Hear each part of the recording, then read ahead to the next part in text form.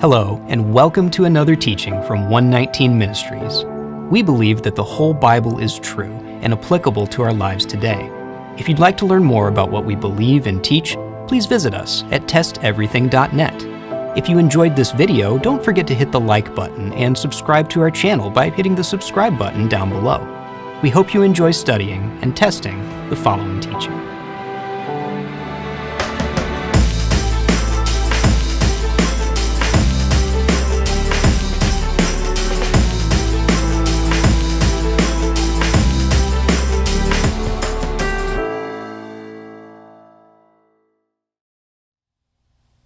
Welcome back to our study on the book of Daniel. In our last teaching, we covered Daniel chapter 2. In that chapter, God gave Daniel and his three friends an interpretation of a dream that was troubling King Nebuchadnezzar. Daniel told the king both what was in his dream and what its interpretation was.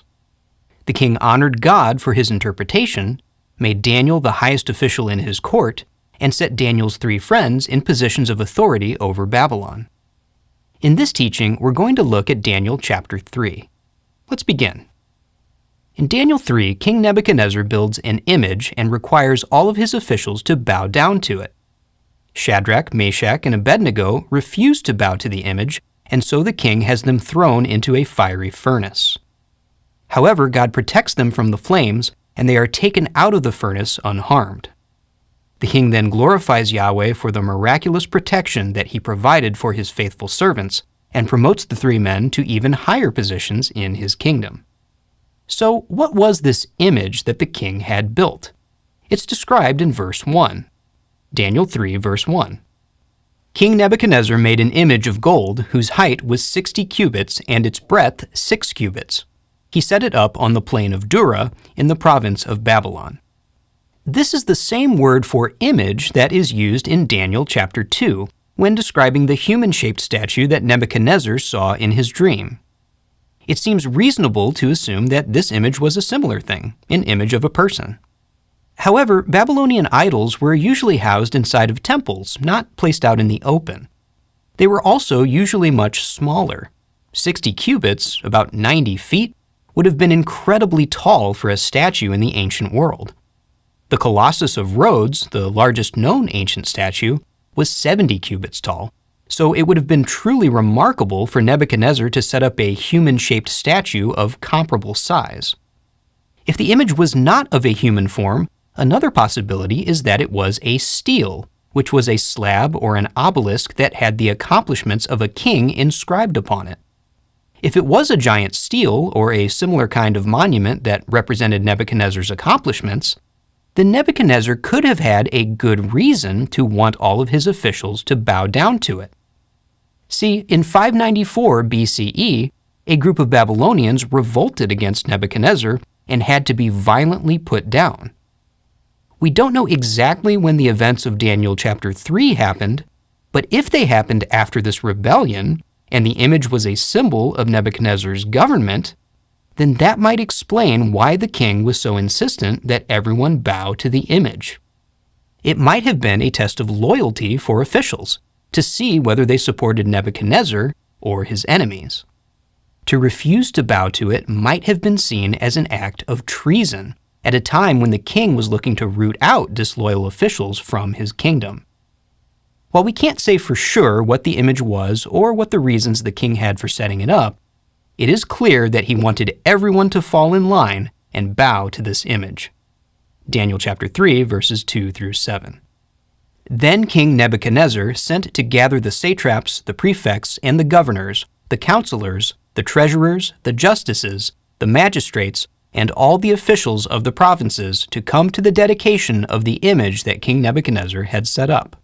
Then the satraps, the prefects, and the governors, the counselors, the treasurers, the justices, the magistrates, and all the officials of the provinces gathered for the dedication of the image that King Nebuchadnezzar had set up. And they stood before the image that Nebuchadnezzar had set up. And the herald proclaimed aloud, "You are commanded, O peoples, nations, and languages, that when you hear the sound of the horn, pipe, lyre, trigon, harp, bagpipe, and every kind of music, you are to fall down and worship the golden image that King Nebuchadnezzar has set up. and whoever does not fall down and worship shall immediately be cast into a burning fiery furnace. Therefore, as soon as all the peoples heard the sound of the horn, pipe, lyre, trigon, harp, bagpipe, and every kind of music, all the peoples, nations, and languages fell down and worshipped the golden image that King Nebuchadnezzar had set up. For Szadraka, Meshach, and Abed-Nego, obeying this decree from the king was unthinkable. God explicitly forbids his people to worship graven images, as it says in Exodus 20, verses 4 through 6. You shall not make for yourself a carved image or any likeness of anything that is in heaven above, or that is in the earth beneath, or that is in the water under the earth. You shall not bow down to them or serve them, for I, Yahweh your God, am a jealous God, visiting the iniquity of the fathers on the children to the third and the fourth generation of those who hate me, but showing steadfast love to thousands of those who love me and keep my commandments. As we discussed when we covered Daniel chapter 1, the worship of graven images was one of the big reasons that the Jews found themselves captives in Babylon in the first place. Szadraka, Meshach, and Abed-Nego were not going to make the same mistakes as their forefathers. They were faithful and obedient to God. However, they were also foreigners who had quickly ascended the ranks of political power in Babylon, and this made other Babylonian officials envious of them. Their faith was now providing their enemies with the perfect opportunity to get rid of them. Daniel chapter 3, verses 8 through 12. Therefore, at that time, certain Chaldeans came forward and maliciously accused the Jews. They declared to King Nebuchadnezzar, O king, live forever. You, O king, have made a decree that every man who hears the sound of the horn, pipe, lyre, trigon, harp, bagpipe, and every kind of music shall fall down and worship the golden image. And whoever does not fall down and worship shall be cast into a burning fiery furnace. There are certain Jews whom you have appointed over the affairs of the province of Babylon, Szadraka, Meshach, and Abed-Nego. These men, O king, pay no attention to you. They do not serve your gods or worship the golden image that you have set up. As we mentioned earlier, this event may have occurred after Nebuchadnezzar had experienced a rebellion, so this entire business of forcing the officials to bow to an image may have been a test of loyalty. For these three men to refuse to bow was not just disrespecting Babylonian religion, but could possibly be seen as a threat to the king himself. Of course, their objection to the image had nothing to do with their loyalty to the king. They weren't trying to overthrow the government, nor were they trying to disrespect Nebuchadnezzar. For them, this was a matter of honoring God, who's greater than any earthly king. Let's keep reading. Daniel 3, verses 13 through 15. Then Nebuchadnezzar, in furious rage, commanded that Szadraka, Meshach, and Abed-Nego be brought. So they brought these men before the king. Nebuchadnezzar answered and said to them, Is it true, O Szadraka, Meshach, and Abed-Nego, that you do not serve my gods or worship the golden image that I have set up? Now, if you are ready, when you hear the sound of the horn, pipe, lyre, trigon, harp, bagpipe, and every kind of music, to fall down and worship the image that I have made, well and good. But if you do not worship, you shall immediately be cast into a burning fiery furnace. And who is the God who will deliver you out of my hands? Now the king puts these men directly to the test. They will bow to this image, or they will be burned alive. What decision are they going to make? Remember in chapter 1 that Daniel and his friends were presented with a similar situation. They were told that they had to eat the king's food, which meant partaking in an idolatrous ceremony. In that situation, they managed to tactfully negotiate with the Babylonians and came to a compromise that allowed them to obey God while still keeping the Babylonians happy. However, here we have a situation where negotiation will not work. There is no compromise to be had. There's no way to make everyone happy. They can either bow to the image and dishonor God, or not bow and dishonor the king. For believers today, it's preferable to have a Daniel chapter 1 situation, where we can be true to our convictions and still maintain good relations with the unbelieving world around us. It's best for our lives not to be threatened and our loyalty not to be questioned as we pursue lives of faith and obedience to God. But what should we do when our lives are threatened and our loyalty is questioned? Should we give in to the world's unrighteous demands so that we can continue living or staying in the King's good graces? Or should we stay loyal to God, even if it costs us our social status or even our very lives? Let's keep reading and find out. Daniel 3, verses 16 through 18. Szadraka, Meshach, and Abed-Nego answered and said to the king, O Nebuchadnezzar, we have no need to answer you in this matter. If this be so, our God whom we serve is able to deliver us from the burning fiery furnace, and he will deliver us out of your hand, O king. But if not, be it known to you, O king, that we will not serve your gods or worship the golden image that you have set up. The answer of these three men is definitive.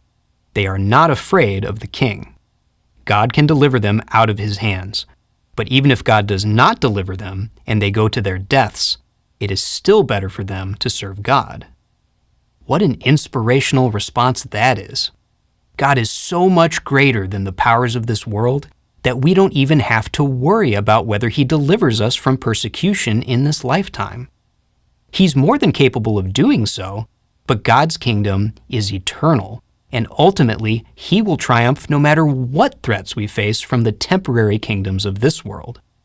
As James says in James 1:12, Blessed is the man who remains steadfast under trial, for when he has stood the test, he will receive the crown of life, which God has promised to those who love him.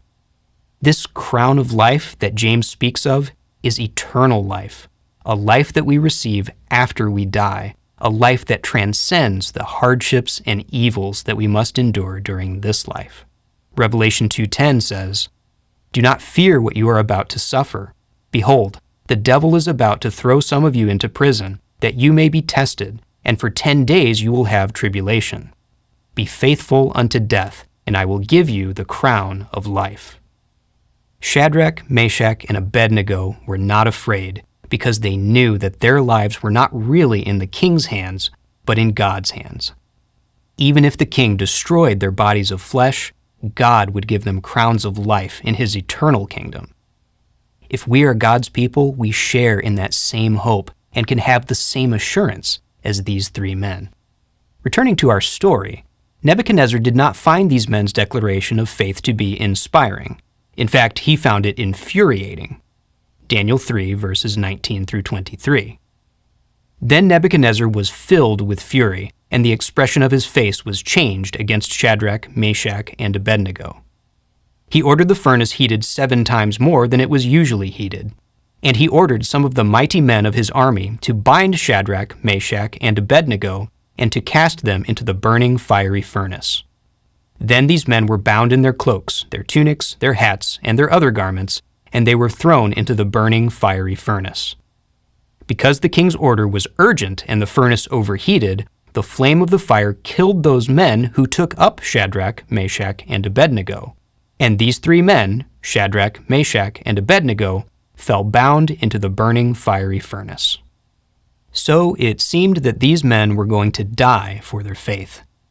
Just like so many faithful prophets and saints throughout history, they were going to pay the ultimate price for their obedience to God. But God actually had another purpose for this situation. God had already revealed himself to King Nebuchadnezzar through a dream in chapter 2, and now he reveals himself again through a miracle. Daniel 3, verses 24 and 25.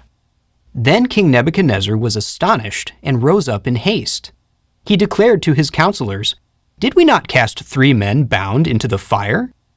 They answered and said to the king, True, O king. He answered and said, But I see 4 men, unbound, walking in the midst of the fire, and they are not hurt, and the appearance of the 4th is like a son of the gods. Like he did in the Exodus, God wanted to use this situation to demonstrate his power to unbelieving people.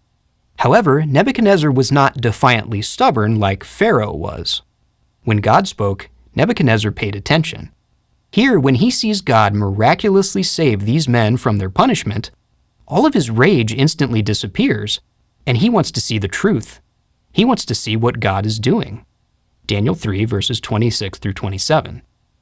Then Nebuchadnezzar came near to the door of the burning fiery furnace.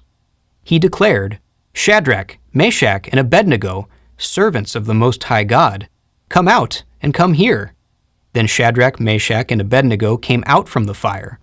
And the satraps, the prefects, the governors, and the king's counselors gathered together and saw that the fire had not any power over the bodies of those men. The hair of their heads was not singed, their cloaks were not harmed, and no smell of fire had come upon them. When the three of them emerge from the furnace, we are told the full extent of this miracle. Not only are the men unharmed, but their clothes are not damaged, and they don't even smell like smoke. This miracle is not just an amazing example of God's power, but it's a picture of how God will judge the wicked and deliver the righteous. God's judgment is sometimes depicted as a smoking furnace, like in the following verses. Genesis 19, verse 28. "And he looked down toward Sodom and Gomorrah and toward all the land of the valley. And he looked, and behold, the smoke of the land went up like the smoke of a furnace." Matthew 13, verses 40 through 43. "Just as the weeds are gathered and burned with fire, so will it be at the end of the age. The Son of Man will send his angels, and they will gather out of his kingdom all causes of sin and all lawbreakers, and throw them into the fiery furnace. In that place there will be weeping and gnashing of teeth. Then the righteous will shine like the sun in the kingdom of their Father. He who has ears, let him hear." So, after this life, the wicked will be consumed like weeds thrown into a furnace, like the men who threw Shadrach, Meshach, and Abed-Nego into the furnace. However, in this life, sometimes God's people must endure a furnace of their own. Here are some examples. 1 Kings 8, verses 50 through 51. "Forgive your people who have sinned against you, and all their transgressions that they have committed against you, and grant them compassion in the sight of those who carried them captive, that they may have compassion on them, for they are your people and your heritage, which you brought out of Egypt from the midst of the iron furnace." Psalm 102, verses 1 through 3. "Hear my prayer, O Yahweh. Let my cry come to you.